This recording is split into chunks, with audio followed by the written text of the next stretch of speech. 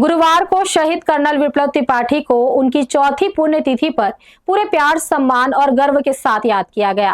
Colonel विप्लव त्रिपाठी, उनकी पत्नी श्रीमती अनुजा त्रिपाठी और छोटे बेटे अभि त्रिपाठी समेत असम राइफल्स के 4 जवान 13 नवंबर 2021 को म्यांमार सीमा पर आतंकियों के हमले में शहीद हो गए थे।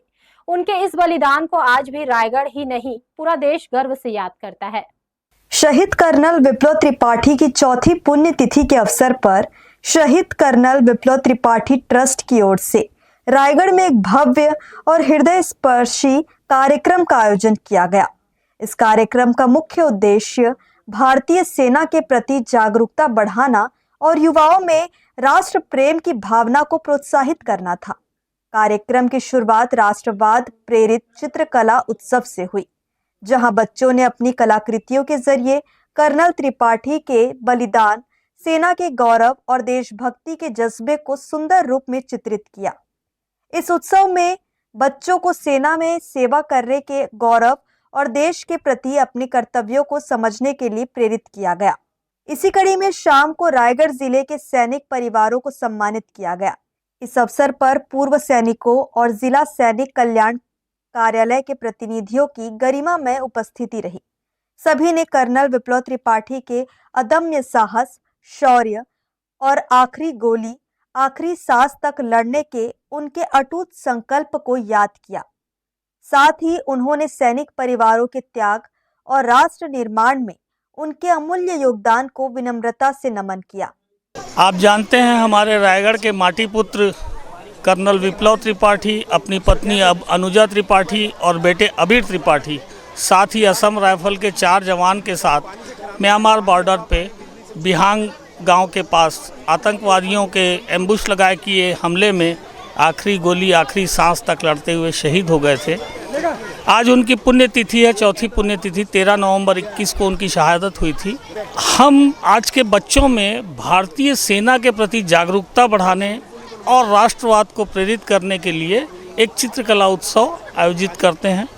आज को ही हमारा दूसरा कार्यक्रम, आज शाम को रायगढ़ जिले के सैनिक परिवारों का सम्मान भी है। व्यक्तिगत तौर पर तो बहुत ऐसा दुख है कि जो आखिरी सांस तक बना रहेगा, लेकिन गर्व भी है कि उसने अपने देश के लिए, देश के दुश्मनों से लड़ते हुए अपने प्राणों की आहुति दी।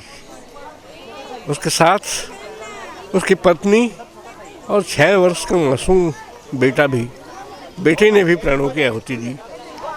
आज़ाद भारत के सैन्य इतिहास में ऐसी कोई दूसरी घटना नहीं है जिसमें पूरे एक परिवार ने शहादत दी हो। मैं आज इस आयोजन के लिए रायगढ़ शहर के उन तमाम लोगों को धन्यवाद ज्ञापित करता हूं, जिन्होंने बिना बुलाए खुद आकर इस आयोजन के लिए अपना सहयोग दिया। शहर ने भी एक मिसाल, जिस दिन 15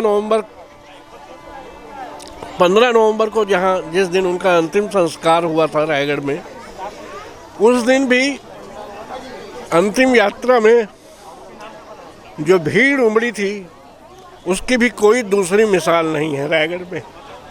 रायगढ़ में आयोजित यह कार्यक्रम केवल शहीद कर्नल विप्लव त्रिपाठी और उनके परिवार को दी गई एक औपचारिक श्रद्धांजलि मात्र नहीं था।